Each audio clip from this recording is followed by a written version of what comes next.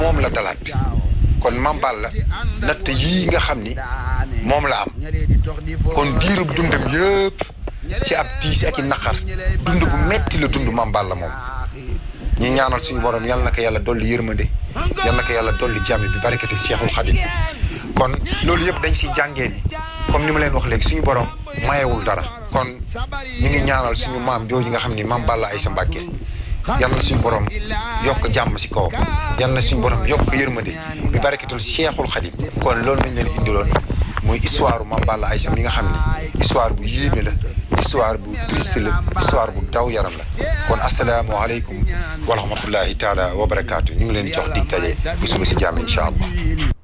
di ko jaajëfal bu baax a baax Alassane Gningue saa yoo dikkee ñu gën a yokku ci kii nga xamante ni moom moo di Serigne Touba Khadimou Rassoul kon nag Mame Balla Aïssa Mbacké moo nekkoon maamu Khadimou Rassoul. est-ce que macha allah macha allah di nitu yàlla bu mag di nuyu bu baax a baax murid yëpp waa Touba xam nga fu mu nekk nii nag moom gars yi moom bu màggal gi moom dootuñu ànd teg suñu sago. te loolu tubaarkàlla da ciy am solo ndax liggéey nga xam ne Serigne Touba liggéeyal na ko l'islam waaye liggéeyal ko aussi àdduna moo tax ñuy ñaan suñu borom fayal ñu ko tamit li mu fi bàyyi lépp ñu mën ci taataan bu baax a baax nàmpatal ci bu baax a baax te jàpp ne njëriñ rek la te loolu mooy li nga xam te ne ni moom moo mën a doxal réew mi. justement mi ngi noonu bu ñu ci fàtte benn yoon ne lii Sénégal am chance la nekkagul mérité lii dafay tax nag bu ñu xamee li ñu yor lan la danañ ko gën a fonk ba tax ne chance bi dafay faf doon mérite kon nag day gën ci noonu nag ñun ñu dem nag waxtaane économie Binta Ba moom lañ ciy dalal bu ko defee moom mu jukkil ñu lekk elle fait aujourd'hui un focus sur justement l'actualité économique de certains pays regroupés bu ko defee bu ñu yërnoo xool kan moo ñu ëppale ak ku ñun ëppale bu ko defee ñu xool rek ba xam Binta Ba ce sera tout de suite pour parler économie.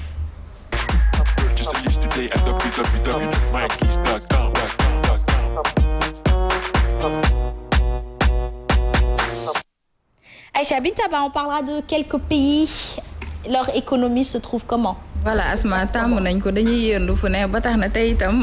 dañuy on ne va pas faire autrement dañuy dem yërnduwaat feneen xam lan moo fa xew bu ko defee xëy na ñu gën a mën a defaat suñu toogin tey jii nag dañuy ànd ak Pape Ma Anta Mboup moom moo ñu ko nafaral jëm jëli élément bu yembee ñu ànd ci ak Mame Sidi ak Bakary dellusiwaat léegi-léegi.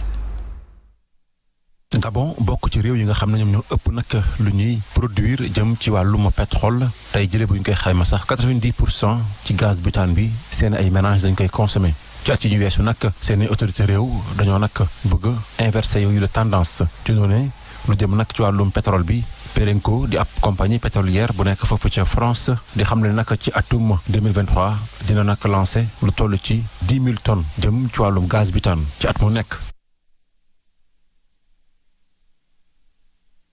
Congo di benn ci ñeenti réew yi nga xam ne ñoom ñu ëpp lu ñuy béy lii di or noir ca sud du Sahara bokk na ci organisation des pays exportateurs du pétrole di OPEP ci atum 2018 ñoom sax ñoom ñoo war a nag assurer lii di présidence boobu la organisation ci at mi ñu jëm organisation bi bu ñu koy xayma lu toll ak fukk ak ñetti réew ñoo ci nekk.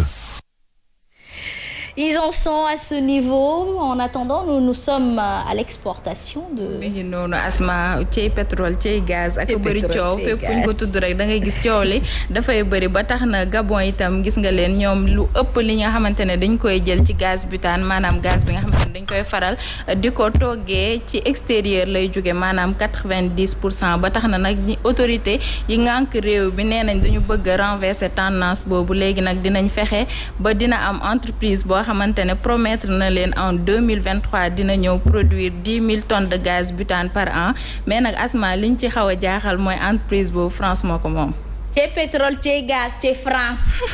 Guy Marius Sagna tamit li muy wax dëgg la nag frappe France dégage hein. Mais pourquoi France la France Mamadou Fofana, j'ai un réel problème même si c'est mon pays d'adoption. Hein? Oui. La France adore l'Afrique.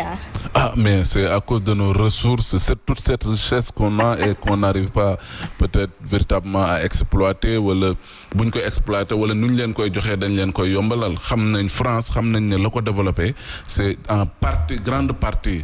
Afrique la jógee les États-Unis également avec l'esclavage suñu maam yi ñoo dem liggéey tey na États-Unis mel à travers l'agriculture ainsi de suite donc ñun nag ñoo war a am fulla par rapport ak suñuy recherche ñu ko mën a exploiter et malheureusement on voit que tous les contrats yu ñuy paraphé dañ koy vendanger ak ay 10% malheureusement que ça soit bon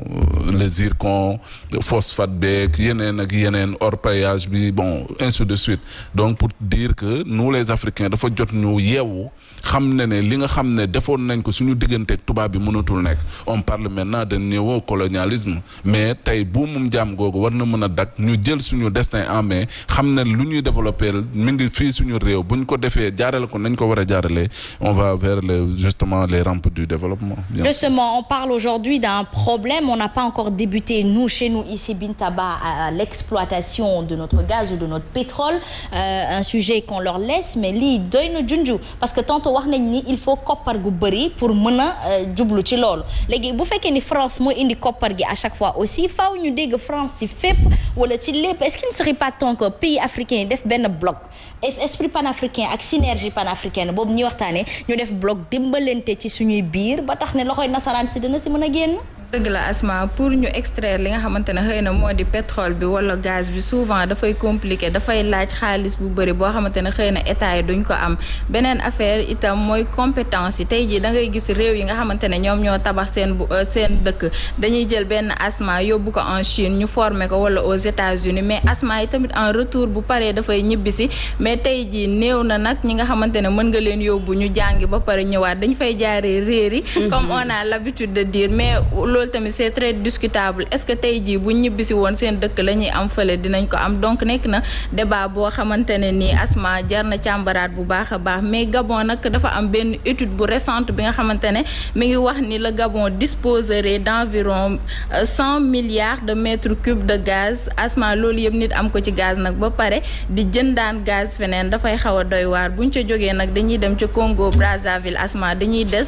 ci wàllum pétrole ak gaz ba tey organisation bi nga xamante ne moo di OPEC moo ëmb les pays exportateurs de pétrole nee nañ Congo Brazzaville nag en 2022 moom mooy assurer li nga xamante ne moo di la présidence liñ ciy xaar nag mooy les défis à relever 600 millions d'Africains n'ont pas accès à l'électricité beneen itam défi bi nga xamante ne ñu ngi xaar ñu relever ko mooy 900 millions d'Africains n'ont pas accès au gaz combustible propre pour faire la cuisine donc nag Asma mu nekk ay jafe-jafe yoo xamante ne mi ngi Afrique te Afrique bëri na pétrole bëri na gaz. Oui malheureusement au Sénégal peut-être loolu la ñuy wax sax xam nga beneen problème boo xam ne am nañ ko Binta nga soulever ko et c'est deux aspects pour moi fondamentaux et importants pour un pays mu di les compétences d'abord parce que boo gisee exploitation pétrole bii nii yeggaguñu phase exploration nañ nekk ba léegi nii d'abord xaalis bi nga xam ne da koy laaj état yi duñ ko am maintenant il faut comprendre que booy def exploration investissement la boo xamante ne nii mën na nekk à perte si tu ne découvres pas c'est à perte maintenant si tu découvres loolu mooy doon problème boo ko découvrir yow mii nga xam ne yaa ko war a extraire et tout jëfandikoo ba nga xam ne dañ koy mën a jël pour mën ko exploiter loolu noonu yëpp dafa nekk ay koppar yu baree bare yoo xam ne da nga ko ciy dugal maintenant bu fekkee loolu nag dafa am nit ki di def un investissement boo xam ne risqué la parce que mun nga fekk comme mun nga fa bañ a fekk am na tey noo xam te ne ni le code minier le code pétrole ak yooyu noo xam ne war nañ ko def dëgg de telle sorte que les intérêts des Sénégalais moom mooy gën a primer que intérêt ki nga xam te ne kii peut-être il avait fait un investissement risqué. mi ngi noonu Asma fii lañ koy ndar keppee xam naa dans les jours à venir on va beaucoup parler de pétrole et de gaz ni ko Mamadou Lamine Diallo waxee am na benn pétrole boo xamante ne ñu ngi ko découvrir fële ci Côte d'Ivoire donc dans les jours à venir dinañ ci gën a xuus gën a indi ay informations Asma. Inch'Allah rabbi cant ak ngërëm ñeel na la Binta Ba merci beaucoup d'éclairer nos lanternes par rapport à cette histoire de pétrole et de gaz waaye nag Ahmed Aïdara nee na suul gaz du ko tere xeeñ te troisième mandat dañ ko fi tere dëkk yëkk a jéem yëpp seen président gis nañu lu tar li kaane gis ba sax sàpp ñoom maam nan nga tudd na madame Seck Mame Gueye Diop ma ne ñoom Mame Gueye Diop gii da nga ko war a wax waa Benno Bokk Yaakaar gii bëgg fi ay horizon 2035 mooy xanaa 5e ak 6e mandat de non mais horizon la ñu wax c'est pas l'horizon avec le président Macky Sall si parce que ñoom ñoo wax loolu slogan googu ñoom ñoo ko génne est-ce qu'il y a quelque part où on a mentionné horizon 2035 avec le président Macky Sall? Boun Abdallah Dionne. Il faut me répondre Mamadou, d'accord. Boun Abdallah Dionne ñëw na Guédiawaye. waaw c'était un forum sur l'emploi. waaw mu ne entre le Sénégal et le président Macky Sall. aventure bi jeexagul c'est jusqu'en 2035. Mame Mbaye Niang chef de cabinet du président. taxaw na fi tamit ne président Macky Sall taxawal nañ fi sax un cadre xawma lan ba 2035 cela veut dire quoi cela veut dire que le président de la République soxna si n'est pas encore dans les dispositions de lâcher du lest. mais Mamadou loolu sa xalaat la. en fait quand le PM parlait du Sénégal entre le Sénégal et le président Macky Sall, il parlait de sa vision. Parce que le président quand on parle non attendez mais vision cela ne veut pas dire que c'est la personne qui a eu la vision moom mooy dérouler vision bi mais il peut y avoir d'autres personnes yoo xam ne issues de lui ou bien même des personnes qui viennent de l'extérieur de notre parti. nangu nga ne Macky Sall 2024 lay jeexal. non man xam nga débat boobu noonu à chaque fois ñun sénégalais yi man personnellement on a des questions plus cruciales plus importantes yoo xam ne war nañ si discuter surtout man mi nga xam ne Cambérène laa jóge parce que ñun on a des problèmes là-bas et que bu ma ñëwee ci plateau bi sax je pense que réellement problème yi nga xam ne ñoo nekk Cambérène moo ma fi gën a ma indi pour que autorités yi mun a ut ay solutions par rapport ak loolu ñun bu ñu engagé woo politiquement dara taxul kenn taxul lu dul suñu dëkk bee nga xam ne mooy dëkku Seydina Issa et que da ngeen may foofu parce que depuis tout à l'heure mayoo la ñu possibilité pour que ñu nuyoo mais aussi ñu ñëpp ñi nga xam ne parce que Asma may ma dañu nekk ci safar te ñun dañu nekk dëkk boo xam ne c'est une cité religieuse il faut ma ziar suñu xalif bu bees bi nga xam ne mooy Seydi Mouhamadul Makhtar ibnu Seydina Mandione mais di ñaanal aussi Seydina Baye Abdoulaye yàlla yokk ay leeram parce que déjà bi mu fi jógee ak léegi weer rek ak tuuti la toll mu nekk nit ki nga xam ne dem na 42 fois màggalu Touba kon bu ñu nekkee ci safar ñu ñëw toog ci plateau bi jóge ci